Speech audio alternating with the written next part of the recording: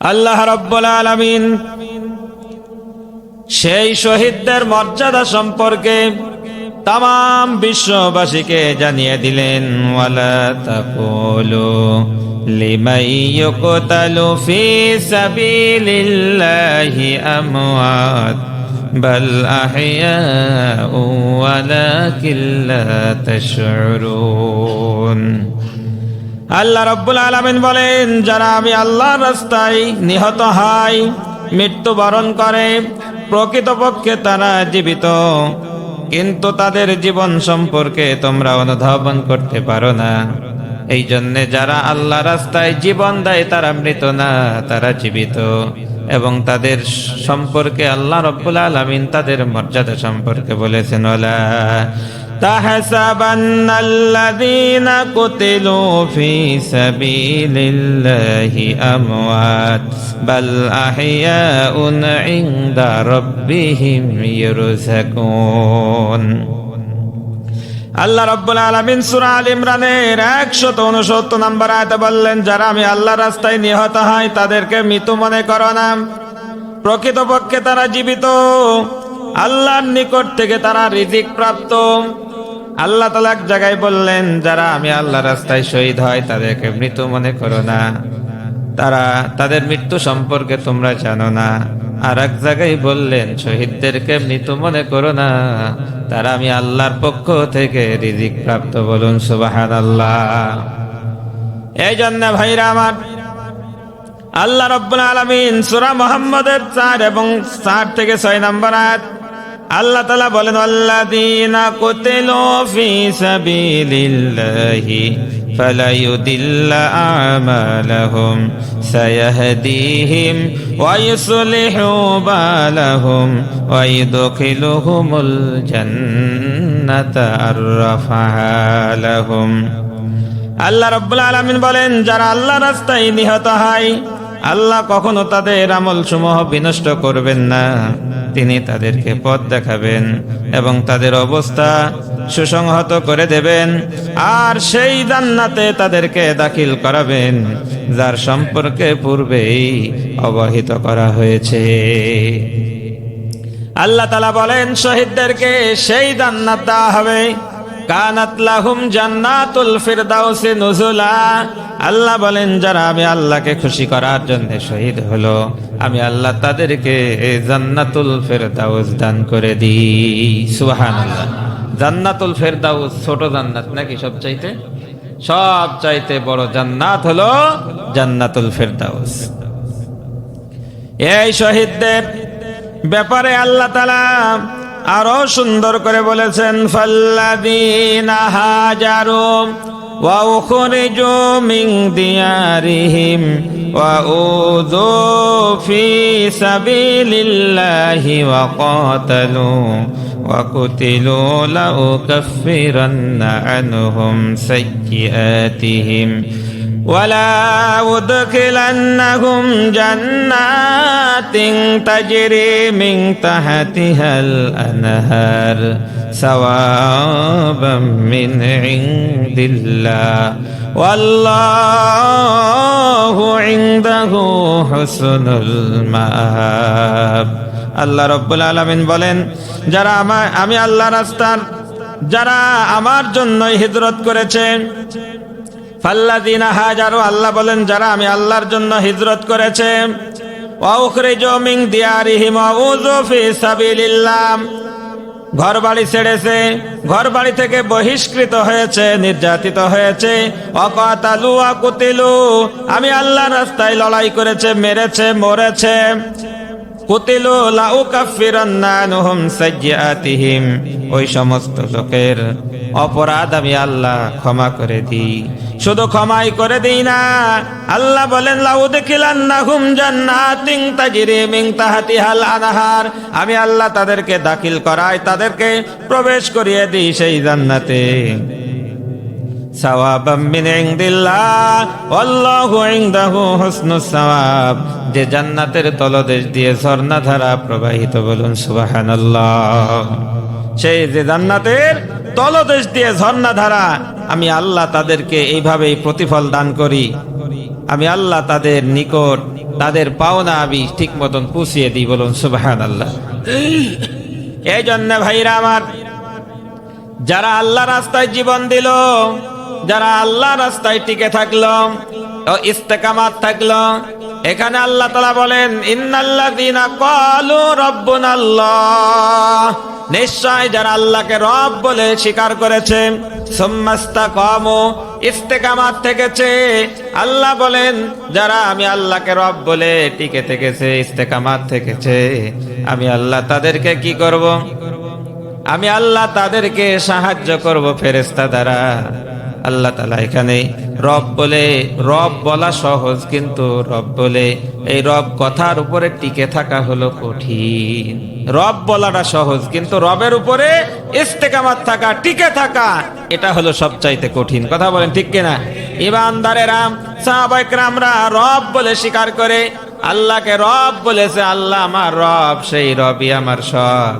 এই কথা বলার কারণে সাহাবায়ে কেরামদেরকে জীবন দিতে হয়েছে, ঘর বাড়ি ছাড়তে হয়েছে, এমনকি সেই সাহাবায়ে কেরামদেরকে বহুত নির্যাতনের শিকার হতে হয়েছে, তবুও তারা ইসলাম থেকে দূরে সরে যায় না। ইসলাম থেকে তারা দূরে সরে যায় না, ইসলামের উপর ইস্তেকামাত তারা টিকে থেকেছে, দৃঢ়ভাবে টিকে থেকেছে।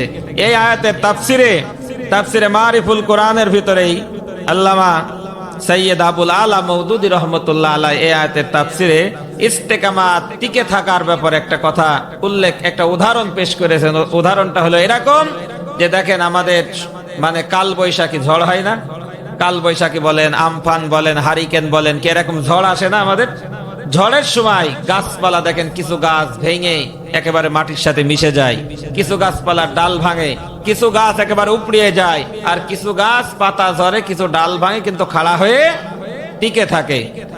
ঠিক এইভাবে উদাহরণ দিয়ে বুঝেছে, যারা ইসলামী আন্দোলন করে, যারা আল্লাহকে ভয় করে, আমি আল্লাহর উপরে ঈমান এনেছে, রব বলে স্বীকার করেছে, তারা ঠিক যতই ঝড়, বিপদ, আপদ, মুসিবত যাই আসুক না কেন, তারা ঠিক ইস্তেকামাত ওইভাবে টিকে থাকবে। তারা কখনো এদিক ওদিকে হেলেও যাবে না, দুলেও যাবে না, তারা আল্লাহ রাস্তায় টিকে থাকবে। বন্ধুরা আমার, যারা আল্লাহকে রব বলে স্বীকার করেছে, মহা পরাক্রমশালী বলে স্বীকার করেছে, আল্লাহ রব্বুল আলামিন জানিয়ে দিয়েছেন তাদেরকে শুধুমাত্র এই জন্যই মারা হয়েছে, তাদেরকে কষ্ট দেওয়া হয়েছে। আল্লাহ তাআলা এই কথাও সূরা বুরুজের ভিতরে বললেন, ওয়ামা নাকামু মিনহুম ইল্লা আইয়ুমিনু বিল্লাহিল আজিজিল হামিদ الذي له ملك السماوات والارض।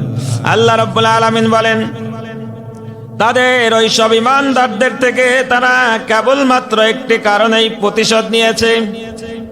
ওই কাফেরেরা ঈমানদারদেরকে একটা কারণেই মেরেছে, হত্যা করেছে, তাদের উপরে জুলুম করেছে। তার একটি কারণ হলো তারা বলেছে, আমরা আল্লাহর উপরে ঈমান এনেছি যে আল্লাহ মহা পরাক্রমশালী, প্রজ্ঞাময়। বলুন সুবহানাল্লাহ। ঈমানদারেরা বলেছে, আমরা ঈমান এনেছি সেই আল্লাহর উপরে যিনি মহা পরাক্রমশালী, প্রজ্ঞাময়, সেই আল্লাহর উপরে ঈমান এনেছি। এই কথা বলার কারণেই তাদেরকে কষ্ট দেওয়া হয়েছে। আর কি, আল্লাযী লাহু মুলকুস সামাওয়াতি ওয়াল আরদ, এবং তারা বলেছে আল্লাহর প্রতি ঈমান এনেছি যিনি প্রশংসিত, যিনি আকাশ ও পৃথিবীর সাম্রাজ্যের অধিকারী। বলুন সুবহানাল্লাহ। বলেন, এই আকাশ আর এই পৃথিবীর সাম্রাজ্যের অধিকারী কে? এতদিন ছিল হাসিনা, এতদিন ছিল, এখনো আছে বাইডেন, মানে এখন মানে যারা কর্ণধর পৃথিবীর ইহুদি আর খ্রিস্টানেরা, তারা কি এই সাম্রাজ্যের অধিকারী? বলেন, তিনি হলেন আল্লাহ, যিনি সমস্ত বাদশার বাদশা, সমস্ত পৃথিবীর মালিক, সমস্ত কুল কায়নাতের মালিক। কথা বলেন ঠিক কিনা? ঈমানদাররা এইটা স্বীকার করার কারণে সেই সব কাফেরদেরকে নেতা, কাফেরদেরকে খোদার আসনে না বসানোর কারণেই তাদেরকে কষ্ট দেওয়া হয়েছে, নির্যাতন করা হয়েছে, হত্যা করা হয়েছে। এমন কি এই সূরা বুরুজের তাফসীরের ভিতরে এসেছে যে 20,000 ঈমানদারদেরকে গর্ত খনন করে তাদেরকে একেবারে পুড়িয়ে শেষ করে দেওয়া হয়েছে।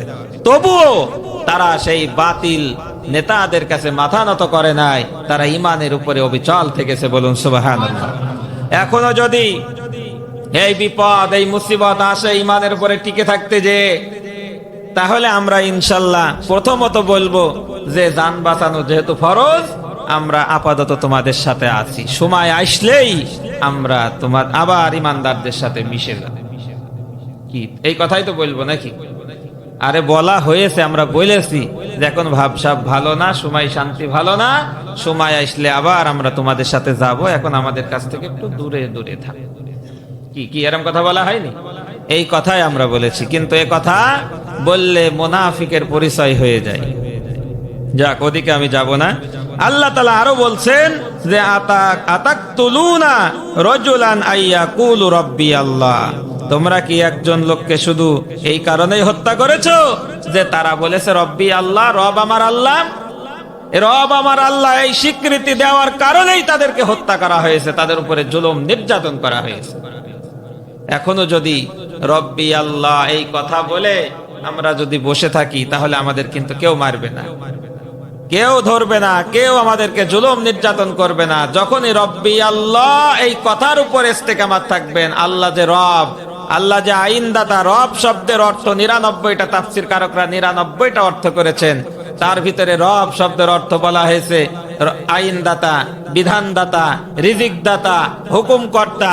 এক কথায় আল্লাহর আইনকে প্রতিষ্ঠিত করতে চাইলেই বর্তমান সমাজের নামধারী মুসলমানেরা বা বর্তমান ইসলাম বিদ্বেষীরা, তারা তখনই তাদের উপরে চড়াও হবে। কথা বলেন ঠিক কিনা? কারণ আল্লাহর আইন প্রতিষ্ঠিত হতে দিতে চায় না ওই সমস্ত মানুষেরা যারা ইসলাম বিদ্বেষী, কোরআন বিদ্বেষী, আল্লাহকে বুড়ো আঙ্গুল দেখায়, তারাই কিন্তু উঠে পড়ে লাগবে। এই জন্যে আল্লাহ তাআলা বলছেন যারা শহীদ হয়েছে, আল্লাহ রাস্তায় টিকে থেকেছে, আল্লাহকে রব বলে স্বীকার করে নিয়েছে, তারা যখন মৃত্যুবরণ করার পরে তারা কি বলে? ইলা দুখুলিল জান্নাহ। যারা আল্লাহ রাস্তায় শহীদ হয়েছে তাদেরকে যখন জান্নাতের ভিতরে দাখিল করানো হয়, তখন তারা বলে ক্বালা ইয়া লাইতা কওমি ইয়ালামুন। যে এই শহীদদের মর্যাদা সম্পর্কে আল্লাহ তাআলা আমাদের যে সম্মান, যে মর্যাদা, যে ইজ্জত দিয়েছেন, এটা সম্পর্কে যদি দুনিয়ার মানুষ জানতো তাহলে কতই না ভালো হতো। কি শহীদদের মর্যাদা এখন আমরা বুঝি না, কিন্তু যখন মারা যাব তখন ঠিকই বুঝটা আসবে। কথা বলেন ঠিক কিনা? এই জন্য আল্লাহ রাব্বুল আলামিন আরো বলেন আশ-শুহাদাউ ইনদা রাব্বিহিম লাহুম আজরুহুম ওয়া নূরুহুম। আল্লাহ তাআলা শহীদদের ব্যাপারে বললেন তাদের জন্য আমি আল্লাহর পক্ষ থেকে, আমি আল্লাহর নিকট রয়েছে সম্মান, মর্যাদা, প্রতিফল, এবং তাদের জন্য রয়েছে নূর। নূর মানে কি? আলো। তার মানে কবরের ভিতরে যারা থাকবে, শহীদ হয়ে যাবে, তারা অন্ধকারে থাকবে না। যারা কাফের নেতা হবে, ইসলাম বিদ্বেষী হবে, তারা অন্ধকারের ভিতরে থাকবে। আল্লাহ রাব্বুল আলামিন আরো বলেন ওই শহীদদের ব্যাপারে আল্লাহ তাআলা সূরা আল ইমরানের 144 নম্বর আয়াতে বলেন ওয়ালিয়ালামাল্লাহুল্লাযীনা আমানু ওয়া ইয়াত্তাখিযা মিনকুম শুহাদা। আল্লাহ তাআলা বলেন এভাবেই জেনে নিতে চান, আল্লাহ তাআলা এইভাবেই জেনে নিতে চান তোমাদের মধ্যে কারা আমি আল্লাহকে সাক্ষ্য দিয়েছে সচ্চা ইমানদার, তোমাদের মধ্যে কারা ইমানের দাবিতে সত্যবাদী, এবং তোমাদের মধ্যে কারা ইমানের উপরে টিকে থেকে আমি আল্লাহ রাস্তায় শাহাদাত বরণ করেছে। বলুন সুবহানাল্লাহ। তার মানে এখানে আল্লাহ তাআলা তারপরে বললেন শহীদরা কোন জান্নাতে থাকবে, কাদের সাথে থাকবে, তাদের পরিচয়টা আল্লাহ তাআলা সুন্দর করে ঘোষণা করে দিলেন। ওয়ামাইয়ুতিল্লাহা ওয়ার রাসূলা ফাউলাইকা মাআল্লাযীনা আন'আমাল্লাহু আলাইহিম মিনান নাবিয়্যিনা ওয়াস-সিদ্দীকিনা ওয়াশ-শুহাদা'i ওয়াস-সালিহিন। আল্লাহু আকবার। আল্লাহ তাআলা বলেন যে ব্যক্তি আল্লাহ এবং রাসূলের আনুগত্য করেছে, যে ব্যক্তি আল্লাহ এবং রাসূলকে অনুসরণ আর অনুকরণ করেছে, আল্লাহ রাব্বুল আলামিন বলেন ওই সমস্ত লোকদের সঙ্গী হবে, ওই সমস্ত লোকেরা সঙ্গী পাবে তাদেরকে সঙ্গী হিসাবে তাদেরকে পাবে। মিনান নাবিয়্যিন, নবীদের সাথে থাকবে। সিদ্দিকিন, যারা সিদ্দিক সত্যবাদী, শুহাদা শহীদ হয়েছে, সালিহিন। আল্লাহ তাআলা বলেন যারা আল্লাহর আনুগত্য করবে, রাসূলের আনুগত্য করবে, ইসলামের উপরে ঐক্যবদ্ধ হয়ে টিকে থাকবে, আল্লাহ তাআলা বলেন সালিহিন, সিদ্দিকিন, শুহাদাদের সঙ্গী হয়ে যাবে তারা। বলুন সুবহানাল্লাহ। এই জন্য ভাইরা আমার, যারা আল্লাহর আনুগত্য, মানে আল্লাহর আনুগত্য করলে 5 ওয়াক্ত নামাজ তো পড়া লাগবে নাকি? আল্লাহর আনুগত্য করতে হলে সর্ব বিষয়ে আমাকে আপনাকে আল্লাহর বিধান মানতে হবে। রাসূলের আনুগত্য করতে হলে দুনিয়ার যত মানব রচিত আইন কানুন মেনে চলে যেসব নেতারা, ওই সব নেতাদেরকে বাদ দিয়ে আল্লাহ রাসূলকে নেতা হিসাবে গ্রহণ করা লাগবে। তাহলেই নবীদের সাথে, শহীদদের সাথে, সিদ্দিকদের সাথে আল্লাহ তাআলা জান্নাতের ভিতরে রাখবেন। বলুন সুবহানাল্লাহ। তাহলে আমরা কি সেই নাবিয়্যিন, সিদ্দিকিন, সলিহিন যারা আল্লাহ ওয়াদা করেছেন তাদের সাথে কি জান্নাতে থাকতে চাই? বলেন তো। যদি থাকতে চাই তাহলে আমাদের নেতা হবেন কে? বিশ্বনবী মুহাম্মদুর রাসূলুল্লাহ। তাহলে আল্লাহকে রব বলে স্বীকার করার পরে আর অন্য কোন রবের আইন, অন্য কোন রবের বিধান মানা যাবে? আপনারা বলেন যে আল্লাহ ছাড়া আর কেউ রব আছে? আল্লাহ ছাড়া আর কেউ রব নেই। যখনই আল্লাহ ছাড়া অন্য কারো আইন মানবেন, আল্লাহকে বাদ দিয়ে তাকে রব স্বীকার করা হয়ে যাবে। কি কথা বলেন, ঠিক কিনা? আল্লাহকে বাদ দিয়ে যদি অন্য কাউকে বিধানদাতা মানেন, তাহলে আল্লাহকে বাদ দিয়ে তাকে রব বলে স্বীকার করা হবে। আল্লাহকে বাদ দিয়ে যদি আমরা যদি অন্য কাউকে রিজিকদাতা হিসাবে গ্রহণ করি, তাহলে আল্লাহকে বাদ দেওয়া হবে, তাহলে আল্লাহর আসনে তাকে বসানো হবে। আর এই বসানোর কারণে আপনি যত বড়ই নামাজি হন, রোজাদার হন, পরহেজগার বলে দাবি করেন, আপনাকে কোথায় যাওয়া লাগবে? জাহান্নামে যাওয়া লাগবে। আমরা তো ওই জাহান্নামে যেতে চাই নাকি, তাই না বলেন? এই জন্য ভাইরা আমার, একান্ত প্রিয় আপনজনেরা আমার, আল্লাহ রাব্বুল আলামিন এই শহীদদের ব্যাপারে খুব গুরুত্বপূর্ণ কথা বলেছেন। বুখারী শরীফ যে হাদিসটি তেলাওয়াত করেছি, আনাস রাদিয়াল্লাহু তাআলা আনহু থেকে হাদিসটি বর্ণিত। রাসূল সাল্লাল্লাহু আলাইহি ওয়াসাল্লাম বলেন, মুতার যুদ্ধে আল্লাহর নবী 3 জনকে সেনাপতি বানালেন। সেনাপতি বানিয়ে যুদ্ধে পাঠাবেন। আল্লাহর নবী, বিশ্ব নবী জনাবে মুহাম্মদ রাসূলুল্লাহ সাল্লাল্লাহু আলাইহি ওয়াসাল্লাম বললেন, আমার পালক পুত্র যায়েদ তুমি কোথায়? যাও, তুমি বাড়ি থেকে অনুমতি নিয়ে আসো। হযরতে যায়েদ বললেন, লাব্বাইকা ইয়া রাসূলুল্লাহ, ইয়া হাবিবাল্লাহ, আপনি আমাকে অর্ডার করেছেন, আর আমার মা আয়েশা ঘরে বসে শুনেছে। আমার তোর কারো কাছে অনুমতি নেওয়ার দরকার নাই, আমার তো কোথাও যাওয়ার দরকার নাই। 2 নম্বরে বললেন, আমার চাচাতো ভাই আবু তালেব তুমি কোথায়? আবু জাফর, চাচাতো ভাই আবু জাফর তুমি কোথায়? যাও, বাড়িতে যাও। বললেন, যাও তুমি অনুমতি নিয়ে আসো। আবু জাফর রাদিয়াল্লাহু তাআলা আনহু বাড়িতে গেলেন, গিয়ে বললেন, ওগো প্রাণের স্ত্রী, আমার রাসূল আমাকে মুতার যুদ্ধের সেনাপতি বানিয়েছেন। তোমার হক হয়তো আমি নষ্ট করেছি, তোমার হক আদায় করতে পারি নাই, তুমি আমাকে বিদায় দাও। ওই স্ত্রী আল্লাহর দরবারে দোয়া করে, দুহাত তুলে, ওগো আল্লাহ, নবীজি আমার স্বামীকে যুদ্ধের ময়দানের সেনাপতি বানিয়েছে, তাতে কোনো দুঃখ নাই, তুমি আমার স্বামীকে গাজী করে আবার আমার ঘরে ফিরিয়ে দিও। এই দোয়া করলেন। দোয়া করার সাথে সাথে হযরতে জাফর তলোয়ারের উল্টা পিঠ দিয়ে স্ত্রীর হাতে আঘাত করলেন আর বললেন, ওগো প্রাণের স্ত্রী, তুমি উল্টা দোয়া করো না, তোমার দোয়া আল্লাহর দরবারে কবুল হবে না। কারণ হলো আল্লাহর নবী এই যুদ্ধের সেনাপতি 3 জনকে বানিয়েছে, আমার আগেও একজন আছে, পরেও একজন আছে, মানে আমি এই যুদ্ধে শহীদ হয়ে যাব, এটা নিশ্চিত, তোমার দোয়া আল্লাহর দরবারে কবুল হবে না। এই কথা বললেন। তারপরে বললেন, আমার সাহাবী আব্দুল্লাহ ইবনে রাওহা তুমি কোথায়? যাও, তুমি অনুমতি নিয়ে আসো। আব্দুল্লাহ ইবনে রাওহা বাড়িতে চলে গেলেন। বাসর রাত করেছেন, সকালবেলায় নামাজ পড়েছেন। স্ত্রীর কাছে অনুমতি নিতে গিয়ে দেখলেন যে স্ত্রী কোরআন তেলাওয়াত করতেছে। বললেন, ওগো প্রাণের স্ত্রী, কোরআন তেলাওয়াত একটু বন্ধ করো। নবীজি আমাকে জিহাদের ময়দানের সেনাপতি বানিয়েছে, তুমি আমাকে বিদায় দাও, আমি তোমার কোনো হক আদায় করতে পারি নাই, আল্লাহর রাস্তে তুমি আমাকে ক্ষমা করে দিও। স্ত্রী বলে, ওগো প্রাণের স্বামী, আপনি জিহাদের ময়দানে যাবেন তাতে কোনো দুঃখ নাই, আপনি একটিবার ঘরের ভিতরে আসেন, আপনার চেহারাটা দেখতে চাই, কারণ আমি মদিনার সুন্দরী নারী, আপনার সাথে আজকেই বিয়ে হয়েছে, আপনাকে ভালো করে দেখা হয়নি। দেখেন তাদের কি ঈমান কত মজবুত। আমরা হলে বলতাম, হুজুরের কি কোনো বিবেক আছে? কাল কি শুধুমাত্র আজকে রাত্রে আমার বিয়ে হয়েছে, বাসর হইল, আর আজকে আমাকে জিহাদে পাঠাইছে, কি আমরা বলতাম? বিবেকই নাই। কিন্তু আব্দুল্লাহ ইবনে রাওহা বলে, দেখো প্রাণের স্ত্রী, নবীজি আমাকে জিহাদের ময়দানের সেনাপতি বানিয়েছে, বিদায় দাও।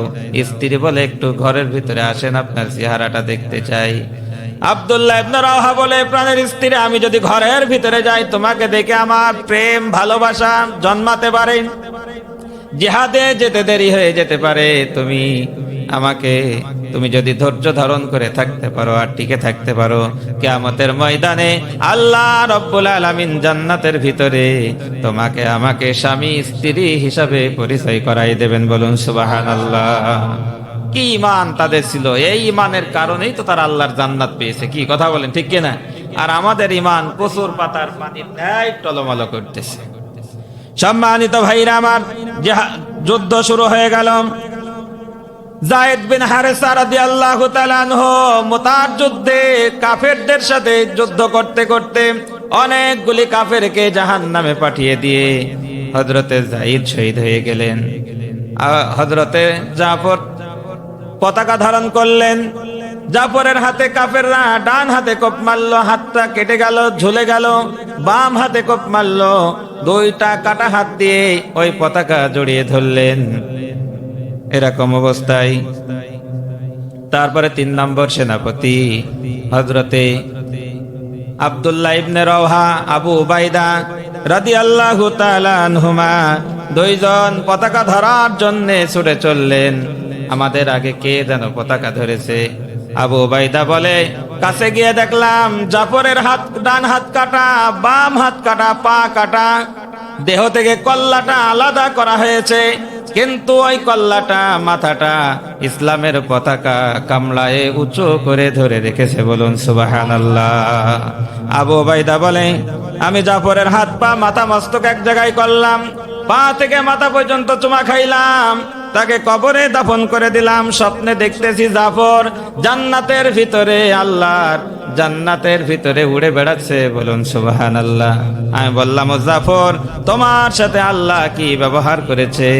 জাফর বলে, আল্লাহ আমার শাহাদাতে এমন খুশি হয়েছে, আল্লাহ বলেছেন, জাফর তুমি কি চাও? আমি আল্লাহকে বলেছি, আল্লাহ আরেকবার দুনিয়াতে আমাকে পাঠিয়ে দাও, তোমার দ্বীনের জন্য আমি আরেকবার শহীদ হতে চাই। বলুন সুবহানাল্লাহ। সম্মানিত ভাইরা আমার, সাহাবা একরামদের ঠিক ইতিহাসগুলো ছিল এরকম। তারা ইসলামের জন্য তারা নিবেদিত ছিল, তারা প্রাণ দিয়ে দিয়েছে, সম্পদ দিয়েছে, তারা কখনো পিছপা হয় নাই। তাই আল্লাহ তাআলা তাদেরকে একেবারে নগদ পুরস্কার দিয়েছে। কথা বলেন, ঠিক কিনা? এই জন্য আমরা যদি আল্লাহর জান্নাত পেতে চাই, জান্নাত বলেন সবচাইতে কম দামি জিনিস না সবচাইতে বেশি দামি জিনিস? জান্নাতের একটা ইটের টুকরার দাম সারা পৃথিবী বিক্রি করে দিলেও জান্নাতের এক টুকরো ইটের দাম হবে না। কি কথা বলেন, ঠিক কিনা? এই দুনিয়াকে আল্লাহ রাব্বুল আলামিন ন্যাংলা মশার ডানার সমতুল্য বানান নাই। যদি ন্যাংরা মশার একটা ভাঙা ডানার সমতুল্য মূল্য যদি এই দুনিয়ার থাকতো, তাহলে আমাদের যে কি অবস্থা হতো আল্লাহই ভালো জানে। তাই সম্মানিত হাজিরিন, ইসলামের জন্য শহীদ হওয়া বিশাল ভাগ্যের ব্যাপার। ইসলামের জন্য যারা শহীদ হয়েছে তারা হচ্ছে ইসলামের সৌন্দর্য। এবং আল্লাহর নবী মুহাম্মদ রাসূলুল্লাহ সাল্লাল্লাহু আলাইহি ওয়াসাল্লাম সব সময় দোয়া করতেন শাহাদাতের মৃত্যু। হযরত ওমর রাদিয়াল্লাহু তাআলা আনহুতে কথা বলতেন যে, আল্লাহুম্মা শাহাদাতান ফি সাবিলিক ওয়াজআল মাউতি ফি বালাদি রাসূলিক। আল্লাহ তুমি আমাকে শাহাদাতের মর্যাদা দান করুন। বলুন সুবহানাল্লাহ।